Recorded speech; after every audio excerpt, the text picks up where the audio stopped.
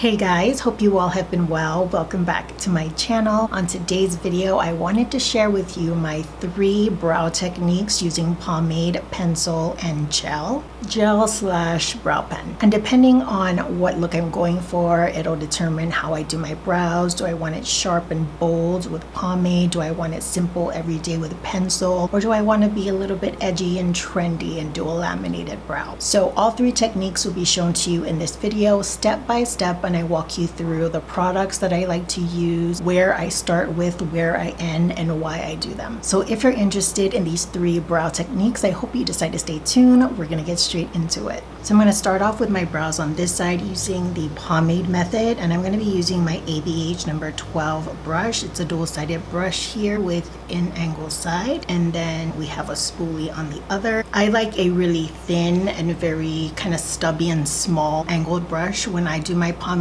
Everything that's thicker or bigger or natural hair I don't like. I feel like it doesn't give me as smooth of a glide. It tends to be a little bit more draggy for me, so I prefer synthetic small thin brushes. And for pomade, I'm going to be using my ABH Dip Brow Pomade. This is in the shade Ash Brown. So I'm just taking my brush here and I like to just dip in, and then on the sides I scrape both. This way my brush stays really thin. So I'm going to start off with the bottom portion. I prefer to outline this first. I feel like if I get my arch down, everything else seems to come into focus a little bit better. And for me, I don't exaggerate the bottom of my brows. I just follow the natural shape that's there. And then at the end, I extend it about 1 or 2 centimeters if you want to be exact, just because I prefer a longer tail. Now, I don't work on the inside of my brows just yet because I want that to be lighter than the back ends. So what I'm going to do now is start outlining the top. I'm going where my brows naturally are. I know some people like to reshape their brows, and that's fine, but on me, my brows are just sparse, but in shape they are thick, and so that's the shape that I want for the ends of my brows. And I'm just gonna fill in. This is the thickest part of my brow, so I don't work on it too much, but right at the ends I want to make sure that I have some shape to it, and I want to make sure that that tapers off very well. The last thing you want is a thick end. So if you have difficulty creating this kind of point, then what you can do is place your finger at the end of the brow and kind of drag your finger along your skin, and it really helps to taper out to a point. But I've done this long enough to where I can do that just with the brush. And here, without taking product, there's no extra product on this brush, and I'm gonna fill out from top to bottom, just like so. My hand is very light compared to what I did previously, and I don't like to do my brows across this way. I like it to slant down so that it's at an angle and then curves. Now, this is where my natural brows start. So what you see right here, that's where it starts. So with whatever is remaining on the brush again, I'm going to extend the bottom portion of the front of my brow right here. I'm going to extend it some so that I have kind of this angle in the front of my brow, not straight up and down, a bit of an angle. So very gently, not putting much pressure at all. Sorry for the background noise. We have someone cleaning the house and they're cutting the grass outside. So all I'm doing is extending the bottom portion and then meeting up where the front of my brow starts. So there we have it. This is how I do my pomade brow, and it goes by pretty quickly. Since I'm doing it step by step, obviously it's going to take longer, but compared to how long I used to take to do this method, it's so much quicker for me now, and even quicker than doing like laminated or feathery brows. And now we're going to move on to the pencil brow, and this technique happens to be the one that I use most often. I feel it's the most natural looking. Now let's just take a little time to preface that my brows are not the same, so obviously the shape will not end up being the same. So what I'm doing is working with the shape of the brow. I'm not trying to match them exactly. So the tail end on this brow is far more sparse than this one, so there's going to be a little bit more filling out. And my pencil of choice happens to be the ABH Brow Wiz in medium brown. This pencil is my favorite pencil. I've tried a couple other ones, but I'm going to be honest with you,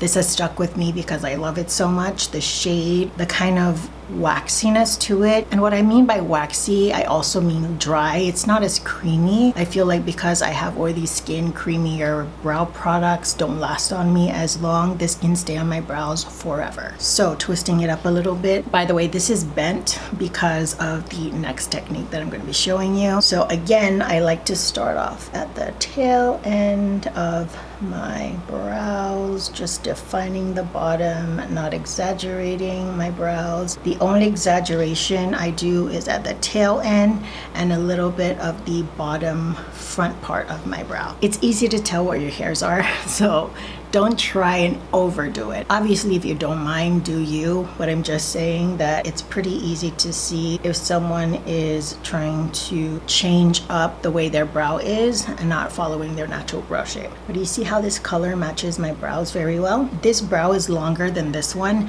so I'm actually stopping where my brows end. So now I'm gonna work on the top, which is the sparsest portion, and then the top portion as well, and then same technique, work in slowly, a lighter hand, and doing it at an angle. And if you do press a little harder down on this side, it's okay. You can use your spoolie to diffuse it, fill in the top part of the front of my brow. And then now I'm going to work on that bottom extension right here, very light, just trying to create that angle. I think it looks a lot more realistic. And then flipping it over, take your brush and kind of blend that color in and lay the hairs nicely. And then I'm going to take the ABH Clear Brow Gel. This brow gel is amazing. I feel like out of all the brow gels that I've tried, granted I haven't tried many, this holds my brow beautifully. The only downfall to this is that it absolutely stinks, and I always get my brow pencil with either this or the Pomade brow gel. So brushing my hairs up, and then as I move towards the end, brushing it out and up.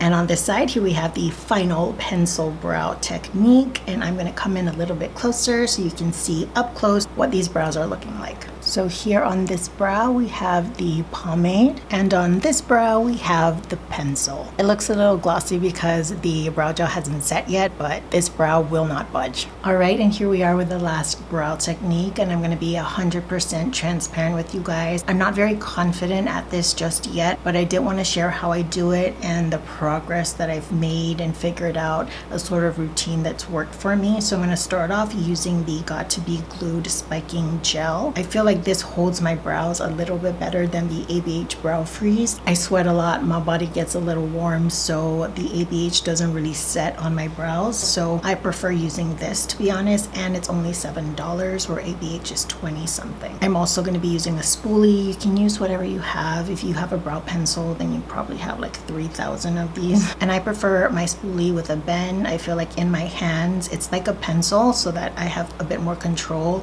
and it feels a little bit more comfortable. I'm also going to be using a brow pen because my brows are sparse. So this is the ABH brow pen, and I have it in dark brown. I would get medium brown the next go around. This is a bit too dark for me, but I'll show you what it looks like. The name kind of describes itself. It's kind of like this black and brown. It's starting to sweat. So I'm going to take my spoolie. Here's the Gots to Be glue, and I take about that much, and this is actually a bit too much, but I want to try and really lay down my brows. I just roughly comb them through first, and then I work the product in front to end. I'm not trying to shape it yet, I'm just making sure the product is in there. And now I'm going to lift. I don't know, for some reason this brow is more well behaved than this side. Oh, by the way, I have foundation on, and that's just because it's a video and I'm trying to film it with makeup on. But I would suggest, if you're doing this kind of laminated brow using brow wax, I personally prefer to do my brows first, then do the foundation around it. Otherwise you get this sort of coloring, but you can get rid of it, and I'll show you how, because you can't see it on this side. After I get my brows the way I want them to lay, I will turn my pencil around, use this flat side, and press. This way it's laying flat on my face, and I know if that's the shape that I want it to hold. And then I will take a paper towel, if you have like a hand towel on the side that you use just for makeup. Case in point, I will take this and I will start from the base of my brow and roll up, again, roll up, and see, got rid of that little goopiness on the ends. And what I'm doing here is I'm getting rid of the excess and making the brows dry down without having to wait for it. I'm doing it instantly so I can just finish my brows really quickly. And I just keep doing that until my brows feel very set. You're gonna have to fix a few spots here and there, but for the most part, it's gonna stay the way you laid it. So I'm gonna take the spoolie again and just work certain spots very lightly because my brows are laid. They are hard already. Now I'm going to take the brow pen, and this step is still a work in progress for me. I have to really envision the shape because I'm not just drawing like a smooth line like I do with my pencils. It's very easy to map out and shape that way. I'm shaping but using strokes to mimic hair, and it's a very unique technique and it's a lot more difficult. So what I'm going to do is try and create the arch but by doing strokes. So I'm holding my brush this way just so that it's an easier flick, and I like to hold it at the ends, that way I don't apply too much pressure because this color is too dark for me. And I mess this up all the time. And you're starting to see the arch kind of fill in. Now what I'm going to do is fill in the actual parts of my brows. So these sparse areas right here, I'm going to fill them in. I just feel like if I do the tail end of my brow, the front is so much easier to do because I see everything already. Now I'm going to fill out this part, just the sparse areas here, these little gaps, and then the bottom. I really don't touch this part of my brow because that is the thickest portion, and you definitely want to make sure that when you flick, the ends are the tapered parts so that it looks like hair. It's hard to do. I still haven't perfected it, but that's what I'm trying to do. Now the front of my brow, I'm still trying to do this kind of extension on the bottom front portion of my brow, but just trying to do it with hair strokes. Just starting at the base, lifting, lifting, lifting. All right, so obviously this is looking pretty dark. That's because the brow pen is dark and I'm not an expert at this. So I take the spoolie end and I'm not pressing hard on my brows. I don't want my brows to lift from how they've been placed already. I'm just scratching and blending at these spots with the brow pen so that it fades just a little bit and it isn't as harsh. And here's the final look of how I do the laminated feathery brows.